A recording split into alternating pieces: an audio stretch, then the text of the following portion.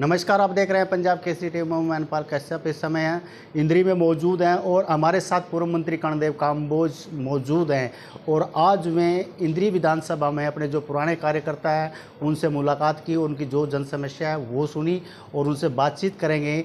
जो केजरीवाल ने हरियाणा के मुख्यमंत्री पर आरोप लगाया कि दिल्ली को डुबोने का काम किया, उसी बात को लेकर हमारे साथ कर्णदेव जी मौजूद हैं। सर, सबसे पहले तो पंजाब केसरी टीवी का आपका स्वागत है। जी, धन्यवाद आपका।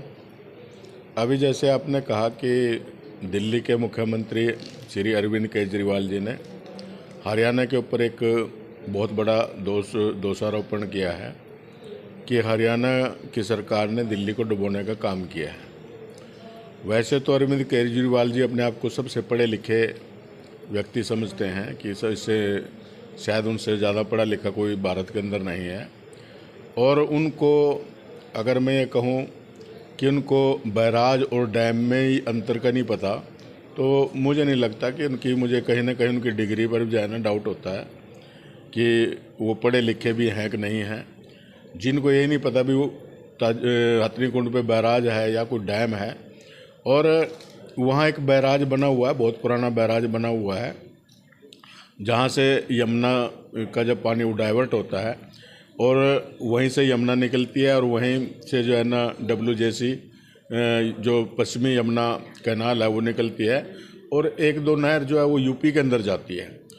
उन नहरों की दोनों की अगर मैं कैपेसिटी की बात करूं तो केवल मात्र 23,000 क्यूसेक की लगभग उनकी कैपेसिटी है, 23 से 25,000 क्यूसेक की।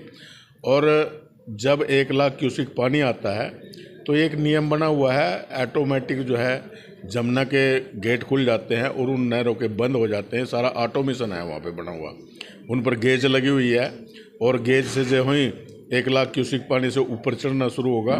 क्योंकि ये बताया जाता है कि जब 1 लाख क्यूसेक पानी आता है तो उसका बहाव इतना तेज होता है जिसमें बड़े बड़े पत्थर और उसमें बहुत बड़ी संख्या में सिल्ट बह करके आती है, जो नदियों में जा कर के नदियों को बंद करने का काम करती है।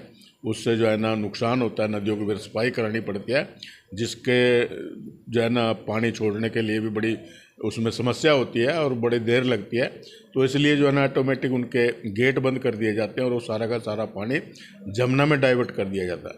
और इस प्रकार का ये आरोप लगाना कि दिल्ली को डुबोने का, अगर मैं ये कहूँ कि दिल्ली से पहले तो हरियाणा के लगभग जो है 6, 7, 8 डिस्ट्रिक्ट जो है ना हरियाणा के लगते हैं, जो बिल्कुल जमुना के साथ साथ लगते हुए हैं।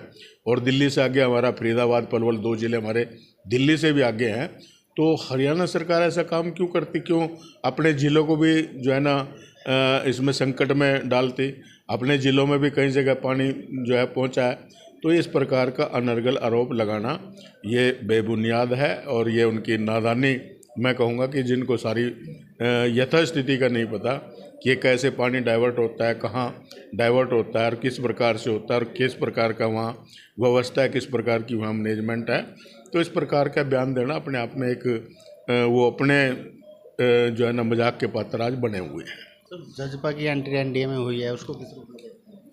देखिए, जहाँ तक एनडीए की बात है, एनडीए में जितने भी लोग हैं सब ने मिलकर के एक ही बात पर जोर दिया है कि हमने जिस प्रकार से जो राष्ट्रीय महत्व के मुद्दे हैं उन मुद्दों को समाधान किस प्रकार से निकालना और भारत को किस प्रकार से हमने मजबूत करना है। पूरी दुनिया में भारत को स्थापित करने के लिए एनडीए काम करेगा और एनडीए के सब लोग जो है ना एकजुट होकर के उसमें सहयोग करेंगे।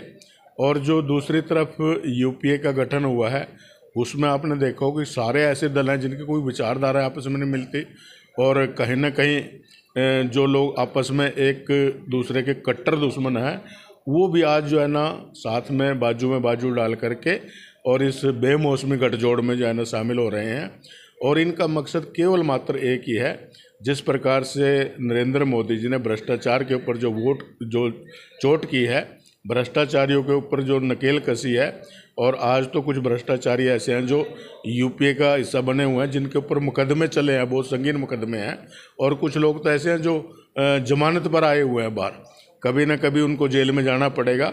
तो उनका मकसद सिर्फ एक ही है कि हम किस प्रकार से इन मुकदमों से छुटकारा पा सकें और इस भ्रष्टाचार का जो हमने भ्रष्टाचार करके जो पूंजी हमने प्राप्त किया, जो हमने देश का नुकसान करके जो अपने बैंक बैलेंस बनाए हैं, कि हम इसको किस प्रकार से छुपा सकें, किस प्रकार से इससे छुटकारा पा सकें। और नरेंद्र मोदी जी को हटाने का उनका केवल मात्र उनका एक ही मकसद है कि हमें किस प्रकार से इन सारे मामलों से छूट मिल जाए।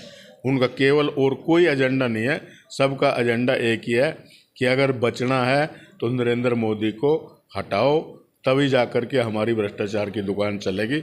उनका केवल मात्र एक ही एजेंडा है। क्या 2024 का जो चुनाव है जसपा पार्टी और बीजेपी इकट्ठा मिलकर लड़ेंगे? देखिए, वो एनडीए के घटक हैं। जब सारी बात स्पष्ट हो ही गई है, वो तो वैसे केंद्रीय हमारा हाईकमान तय करेगा कि हमने किस प्रकार से चुनाव लड़ना है। लेकिन फिर भी जो एनडीए का घटक है, एनडीए में बैठ कर के चर्चा होगी। जब कोर ग्रुप बैठेगा, वो सारी बातों जो है ना विस्तार से चर्चा होगी, कौन कितनी सीट पर लड़ेगा, कितनी सीटों पर लड़ेगा, इसके बारे में जो फैसला लेगा वो हमारा पार्टी हाईकमान लेगा। पूरे हरियाणा की बात करें तो बाढ़ से जो प्रभावित हुए लोग, फसल भी तबाह हुई है, लोगों के मकान भी खराब हुए हैं, उसमें काफ़ी कुछ लोगों की मौत भी हुई है, उसके लिए सरकार किस तरीके? देखिए, जो अभी बरसात आई है 8 जुलाई को, और उस बरसात की वजह से नदियों में उफान आया है, जमुना में भारी पानी आया है, तो जिसकी वजह से काफ़ी इलाकों में ओवरफ्लो होकर के जमुना का पानी घुसा है, गांव में भी घुसा है, लोगों के खेतों में भी फसलें भी खराब हुई हैं।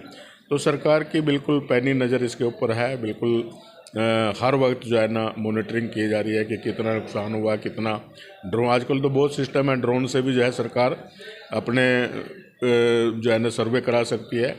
और विशेष गरदौरी दे करके भी सरकार जो है ना ये सारा सर्वे कराएगी कि कितना लोगों का नुकसान हुआ है, और उस नुकसान की भरपाई मुआवजे के तौर पर सबको मुआवजा दे करके। क्योंकि जब 2014 में मनोहर लाल जी मुख्यमंत्री बने, मैं भी उस सरकार में मंत्री था, तो उस समय पहली बार जब ओलावृष्टि हुई थी, गेहूं की फसल खड़ी थी और गेहूं की फसल खराब हो गई थी बहुत बुरी तरह से, तो विपक्ष के लोगों ने बड़ा हल्ला मचाया था कि अब की बार किसान बर्बाद हो जाएगा, क्योंकि एफसीआई ने भी उस समय खरीदने से मना कर दिया था।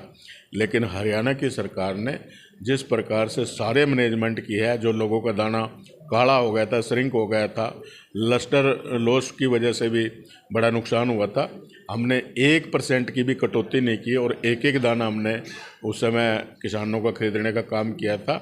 और जिन लोगों की फसलें खराब हुई थी उनको मुआवजा देने का काम किया था। आज से पहले लगभग 6,000 करोड़ से ज़्यादा मुआवजा हमारी सरकार जो है ना वो किसानों के लिए दे चुकी है, किसानों में बांट चुकी है।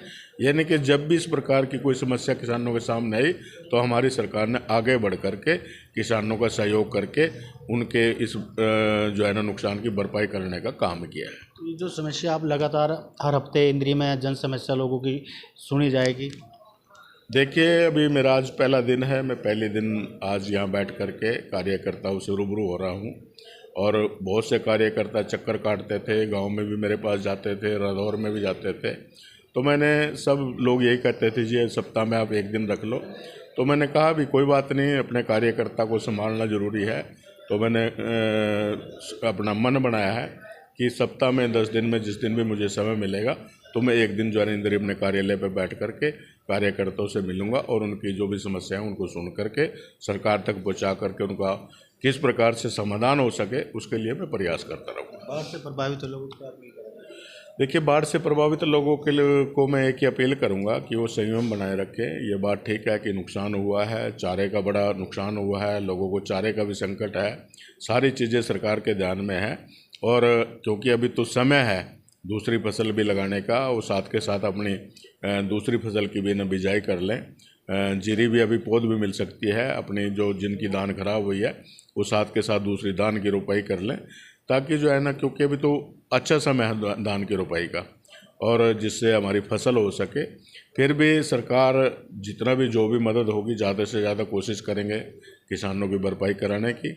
और हर समस्या का समाधान कुछ ना कुछ सरकार के पास होते हैं। सरकार जो है इसके लिए तैयार है और सरकार जो है ना हर समय किसान के साथ खड़ी है। बिल्कुल, आप देख सकते हैं पूर्व मंत्री कर्णदेव काम्बोज थे। इनका बिल्कुल साफ तौर पर कहना है कि जो बाढ़ से प्रभावित लोग हुए हैं, सरकार उस पर निगाहें बनाए रखी है और जो भी उचित मुआवजा होगा उनको दिया जाएगा। इंद्री से मैनपाल कश्यप, पंजाब केसरी टीवी। हमसे जुड़े रहने के लिए हमारे YouTube चैनल को सब्सक्राइब करें और नई वीडियो की नोटिफिकेशन के लिए बेल आइकॉन को दबाएं। अगर आप ये वीडियो Facebook पर देख रहे हैं तो लाइक जरूर करें और ज्यादा से ज्यादा शेयर करें। धन्यवाद।